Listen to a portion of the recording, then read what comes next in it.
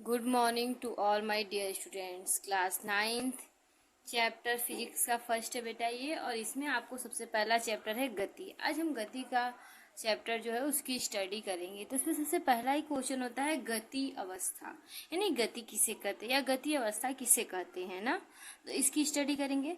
वे वस्तुएं जो समय के साथ अपने स्थान को बदलता है उसे गति अवस्था कहते हैं। देखिए, जब कोई वस्तु क्या हो, किसी निश्चित समय में अपना स्थिति भी चेंज करे। जैसे कोई वस्तु है, ये एक निश्चित समय में यहाँ से यहाँ तक पहुंचा, तो यहाँ से यहाँ तक पहुंचा तो एक निश्चित समय था और समय में वो दूरी तय किया। ठीक है बेटा, तो इस अवस्था जो ये गति की अवस्था कहलाता है तथा इस क्रिया को गति कहते हैं। और ये जो पूरा प्रोसेस इसे क्या कहते हैं, गति कहते हैं। जैसे खेलना, कूदना, दौड़ना, चलती हुई कार, बहती हुई नदी आदि गति की एग्जाम्पल है। ओके, नेक्स्ट हम पढ़ेंगे विराम अवस्था। जब कोई वस्तु समय के साथ अपनी स्थान को नहीं बदलता है तो उसे विराम अवस्था कहते हैं। देखिए, ये कोई वस्तु है, ठीक है, ये कोई वस्तु है और ये समय के साथ अपनी स्थिति में कोई परिवर्तन नहीं ला रहा है, ये जहां का तहां है। ठीक है, तो ऐसी स्थिति को विराम की अवस्था कहते हैं। ओके, जैसे पेड़, खंबा, मंदिर, विद्यालय, मकान आदि। ये सभी से पेड़ हुआ, ये एक स्थान दूसरे स्थान तक नहीं जा सकता, खंबा नहीं जा सकता, मंदिर, विद्यालय, मकान, ये सब एक स्थान दूसरे स्थान तक नहीं जा सकते। तो ये एक ही स्थान पर क्या कहते हैं, विराम की अवस्था में कहते हैं। नेक्स्ट हम पढ़ेंगे दूरी। दूरी में देखिए, किसी गतिशील वस्तु द्वारा प्रारंभिक बिंदु एवं अंतिम बिंदु के बीच तय किए गए कुल लंबाई को कहते हैं दूरी कहते हैं। देखिए, कोई गतिशील वस्तु जो यहाँ से यहाँ तक गई, ठीक है, अब यहाँ से यहाँ तक गई तो उसकी जो कुल लंबाई है उसे क्या कहेंगे, दूरी कहेंगे। ठीक है, यह एक अदिश राशि होती है। यह क्या है, एक अदिश राशि है। ओके, नेक्स्ट देखिए, इसका SI मात्रक मीटर होता है। इसका SI मात्रक क्या होता है, मीटर होता है। यह सदैव क्या होता है, धनात्मक में पॉजिटिव चार्ज होता है। हमेशा क्या होता है, पॉजिटिव चार्ज होता है, धनात्मक होता है। ठीक है, नेक्स्ट अब हम देखेंगे, नेक्स्ट हम स्टडी करेंगे विस्थापन। ओके, तो स्टार्ट करते हैं। किसी गतिशील वस्तु द्वारा प्रारंभिक बिंदु एवं अंतिम बिंदु के बीच तय की गई न्यूनतम दूरी को विस्थापन कहते हैं। देखिए, कोई वस्तु है, वो क्या हुई, उसकी प्रारंभिक स्थिति और अंतिम स्थिति के बीच की जो न्यूनतम दूरी है उसे क्या कहते हैं, विस्थापन कहते हैं। देखिए, विस्थापन एक सदिश राशि होती है। विस्थापन क्या होती है, सदिश राशि होती है, इसमें दिशा होता है। इसका SI मात्रक मीटर होता है। इसका SI मात्रक की बात करें तो इसका SI मात्रक मीटर होता है। यह धनात्मक, ऋणात्मक या शून्य हो सकता है। ये पॉजिटिव, निगेटिव या फिर जीरो चार्ज हो सकता है। ओके, नेक्स्ट हम पढ़ेंगे सदिश राशियां। ठीक है, अदिश राशियां की प्रकृति से भिन्न ऐसी अनेक राशियां होती हैं जिनकी पूर्ण सूचना देने के लिए उनके परिमाण के साथ साथ दिशा बताना भी आवश्यक होता है। ठीक है, सदिश राशियां, देखिए, ये अदिश राशियों से क्या होती है, बिल्कुल अलग होती हैं। जो अदिश राशियां होती हैं उनमें कोई दिशा नहीं होता, लेकिन सदिश राशियों में परिमाण के साथ साथ क्या होती है, दिशा भी होती है। ठीक है, इसका एग्जाम्पल विस्थापन, वेग, संवेग, बल, त्वरण आदि सदिश राशियों के एग्जाम्पल है। नेक्स्ट हम आगे पढ़ेंगे अदिश राशि। ठीक है, जिन राशियों की कोई दिशा नहीं होती, अर्थात जिन्हें व्यक्त करने के लिए केवल परिमाण बताना आवश्यक होता है, उन्हें अदिश राशियां कहते हैं। देखिए, अदिश राशियां वे राशियां होती है जिनको व्यक्त करने के लिए क्या होती है, कोई दिशा की आवश्यकता नहीं होती है। ओके, इनमें सिर्फ परिमाण की दिखाई देती है या परिमाण की आवश्यकता होती है। नेक्स्ट आगे पढ़ेंगे, जैसे एग्जाम्पल देख लेते हैं। दूरी, आयतन, द्रव्यमान, घनत्व, दाब, कार्य, ऊर्जा, विद्युत आवेग, विभव, विद्युत धारा, प्रतिरोध, सामर्थ्य, ताप आदि। ये सभी एग्जाम्पल है अदिश राशियों के। हम नेक्स्ट पढ़ेंगे दूरी तथा विस्थापन में अंतर। ठीक है, अब दूरी और विस्थापन में अंतर देखते हैं। तो सबसे पहले स्टार्ट करते हैं, दूरी एक साइड लिखेंगे, विस्थापन लिखेंगे, बीच में से एक पाई खींचेंगे जिससे कि हम एक अच्छा सा कॉलम बना ले। अब फर्स्ट है दूरी, उसमें पढ़ेंगे किसी समय में गतिमान वस्तु द्वारा तय की गए मार्ग की लंबाई को क्या कहते हैं, दूरी कहते हैं। कोई गतिमान वस्तु है, उसके द्वारा तय की गई मार्ग की लंबाई क्या कहलाती है, दूरी कहलाती है। इसके बाद विस्थापन, किसी निश्चित दिशा में गतिमान वस्तु की अंतिम तथा प्रारंभिक स्थिति के बीच की न्यूनतम दूरी को क्या कहते हैं, विस्थापन कहते हैं। कोई निश्चित दिशा में कोई वस्तु गतिमान है और उसकी जो प्रारंभिक और अंतिम दूरी है, उसके बीच की जो न्यूनतम दूरी है, उसे क्या कहते हैं, विस्थापन कहते हैं। नेक्स्ट आगे सेकेंड पॉइंट दूरी में पढ़ेंगे, यह केवल परिमाण को व्यक्त करती है। ये केवल क्या करती है, परिमाण को व्यक्त करती है। यह परिमाण तथा दिशा दोनों को व्यक्त करती है। जो विस्थापन होता है वो परिमाण के साथ साथ दिशा को भी व्यक्त करता है। नेक्स्ट है यह अदिश राशि है। दूरी जो है वो एक अदिश राशि है, जबकि विस्थापन क्या है, यह एक सदिश राशि है। ये कैसी राशि है, सदिश राशि है। नेक्स्ट, दूरी सदैव धनात्मक होती है। दूरी क्या होती है, हमेशा पॉजिटिव चार्ज होती है। लेकिन देखिए विस्थापन धनात्मक, ऋणात्मक अथवा शून्य भी हो सकती है। पॉजिटिव, निगेटिव और जीरो चार्ज भी हो सकती है। यह वस्तु द्वारा तय किए गए रास्ते पर निर्भर करती है। ये वस्तु द्वारा तय किए गए रास्ते पर क्या करती है, दूरी निर्भर करती है, वो कितना रास्ता दूर तक चला। ठीक है, नेक्स्ट, यह वस्तु द्वारा तय किए गए रास्ते पर निर्भर नहीं करती। ये वस्तु द्वारा तय किए गए जो रास्ता होता है उस पर निर्भर नहीं करती है विस्थापन। ओके, नेक्स्ट आगे हम पढ़ेंगे एक समान गति और असमान गति।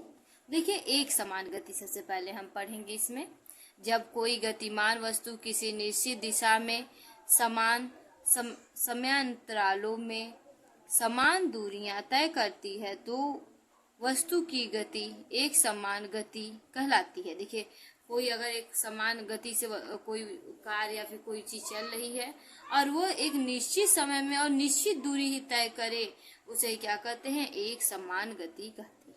ठीक है, देखिए यहाँ पर लिखा हुआ है जब कोई गतिमान वस्तु किसी निश्चित दिशा में, कोई निश्चित दिशा उसकी कोई निश्चित दिशा में समान समयांतराल में समान दूरी तय करे, कोई समान समय हो और उतनी समान दूरी भी हो, उसे क्या कहते हैं, एक समान गति कहते हैं। अब असमान गति नेक्स्ट पॉइंट है। यदि कोई वस्तु समान समयांतराल में भिन्न भिन्न दूरी तय करे तो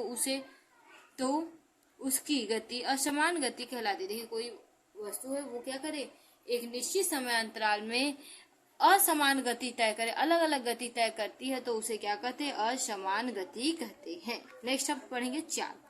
किसी गतिशील वस्तु द्वारा एकांक समय में चली गई दूरी को चाल कहते हैं। कोई वस्तु है उसके द्वारा एकांक समय, कोई एक निश्चित समय में तय की गई जो दूरी होती है उसे उस वस्तु को क्या कहते हैं, चाल कहते हैं। सूत्र देखेंगे, सूत्र चाल बराबर दूरी बटे समय। चाल बराबर क्या होता है, दूरी बटे समय होता है। अब देखिए चाल एक अदिश राशि होती है। चाल क्या होती है, एक अदिश राशि होती है।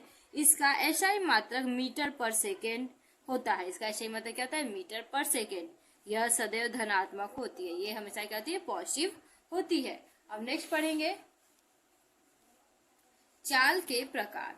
ओके, देखिए चाल मुख्यतः 4 प्रकार के होते हैं। ठीक है, एक समान चाल, असमान चाल, औसत चाल और तात्क्षणिक चाल। ओके, तो हम सबसे पहले पढ़ेंगे एक समान चाल। जब कोई वस्तु समान समय में समान दूरी तय करता है तो उसको एक समान चाल कहते हैं। कोई वस्तु है वो एक निश्चित समय में निश्चित दूरी तय कर रहा है तो उसे क्या कहेंगे, हम एक समान चाल कहेंगे। ओके, नेक्स्ट हम पढ़ेंगे असमान चाल।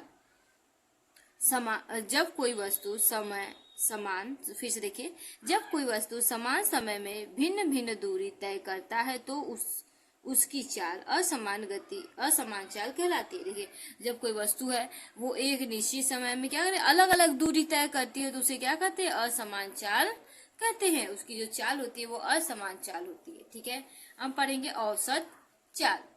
किसी वस्तु द्वारा चली गई कुल दूरी तथा कुल समय के अनुपात को औसत चाल कहते हैं। देखिए कोई वस्तु है, उसके द्वारा चली गई कुल दूरी और कुल समय का जो अनुपात होता है उसे क्या कहते हैं, औसत चाल कहते हैं। देखिए औसत चाल बराबर कुल दूरी बटा कुल समय।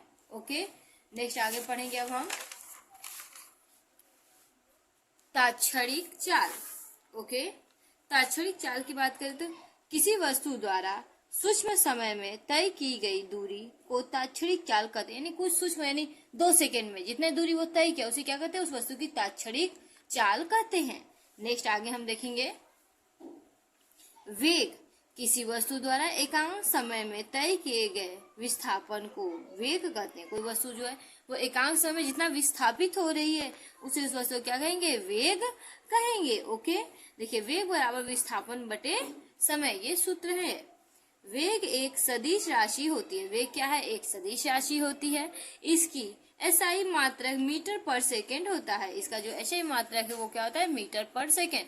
हम बात करेंगे वेग के प्रकार की। ओके, तो वेग मुख्यतः 4 प्रकार के होते हैं। पहला एक समान वेग, असमान वेग, औसत वेग और तात्क्षणिक वेग। हम पढ़ेंगे सबसे पहले एक समान वेग। ओके, देखिए पढ़ते हैं। एक समान वेग के बारे में पहले हम स्टडी करते हैं। जब कोई वस्तु समान समय में समान विस्थापन को तय करता है तो उसके वेग को एक समान वेग कहते हैं। देखिए कोई वस्तु है, उसके द्वारा क्या समान समय में समान दूरी समान विस्थापन की जाए तो उसे क्या कहते हैं, एक समान वेग कहते हैं। ओके, हम पढ़ेंगे असमान वेग। जब कोई वस्तु समान समय में जब कोई वस्तु समान समय में अलग अलग विस्थापन को तय करता है तो उसे असमान वेग कहते हैं। तो उसका जो वेग होता है असमान, यानी कोई वस्तु है उसके द्वारा एकांक समय में यानी कोई निश्चित समय में अलग अलग वेग, आपको अलग अलग वेग देखने को मिल रहा है तो उसे क्या कहते हैं, असमान वेग कहते हैं। नेक्स्ट हम पढ़ेंगे औसत वेग। किसी वस्तु द्वारा तय किए गए कुल विस्थापन तथा कुल समय के अनुपात को औसत वेग कहते हैं। कोई वस्तु है उसके द्वारा क्या है, तय किए गए कुल जो विस्थापन है और कुल जो समय है उसके अनुपात को क्या कहते हैं, औसत वेग कहते हैं। देखिए औसत वेग का सूत्र यहाँ लिखा गया है, कुल विस्थापन बटा कुल समय। नेक्स्ट हम पढ़ेंगे यदि वस्तु की प्रारंभिक वेग एवं अंतिम वेग ज्ञात हो तो उसके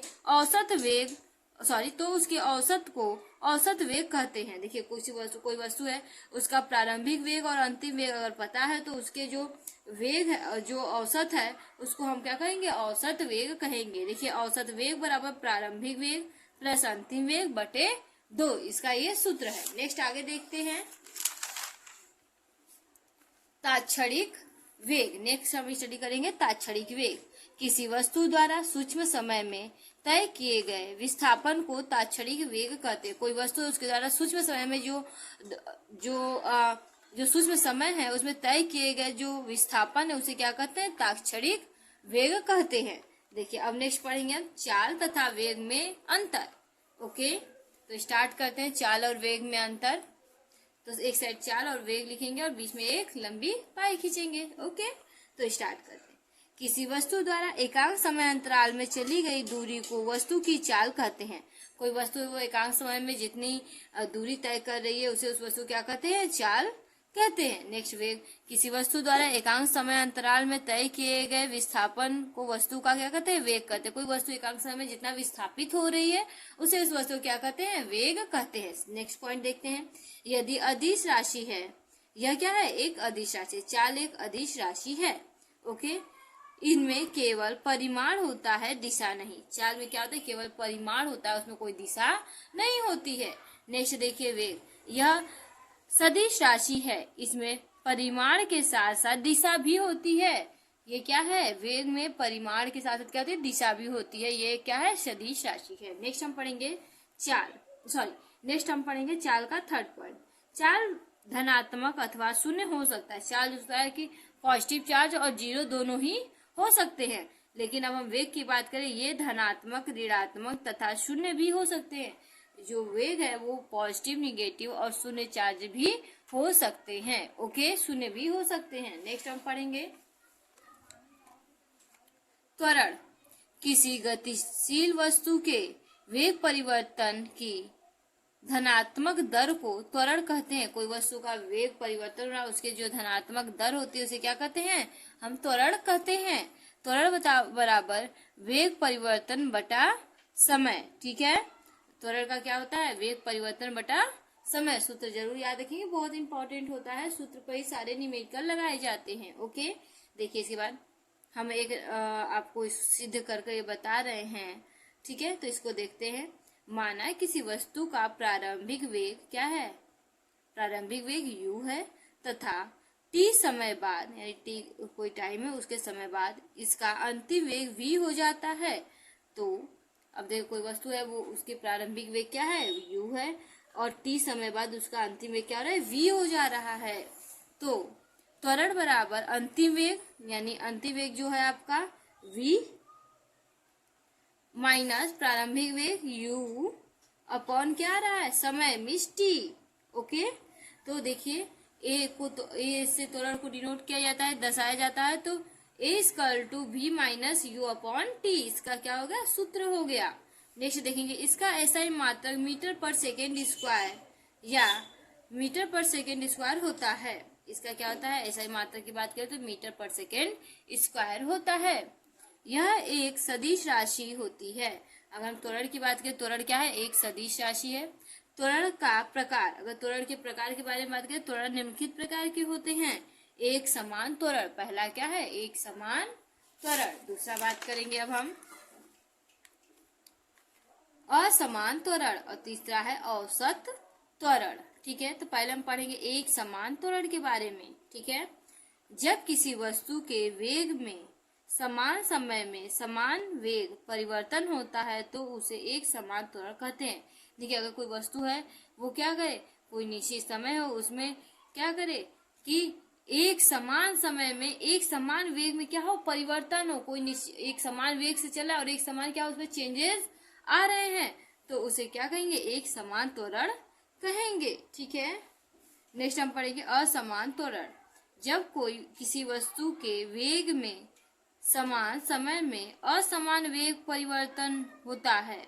देखिए अगर कोई वस्तु है, उसके कोई निश्चित समय में या एक समय में असमान वेग का क्या हो, चेंजेस हो, तो उसे असमान त्वरण कहते हैं। उसे क्या कहते हैं, असमान त्वरण कहते हैं। अब नेक्स्ट पढ़ेंगे औसत त्वरण। किसी वस्तु के वेग में होने वाले कुल वेग परिवर्तन तथा कुल समय के अनुपात को औसत त्वरण कहते हैं। कुल वेग परिवर्तन और कुल समय के जो अनुपात होते हैं उसे क्या कहते हैं, औसत त्वरण कहते हैं। यहाँ पे देखिए औसत त्वरण बराबर कुल वेग परिवर्तन बटा कुल समय। नेक्स्ट हम पढ़ेंगे मंदन। ओके, तो देखते हैं वेग परिवर्तन की ऋणात्मक दर को मंदन कहते हैं। वेग परिवर्तन का जो ऋणात्मक दर होता है उसे क्या कहते हैं, उसे मंदन कहते हैं।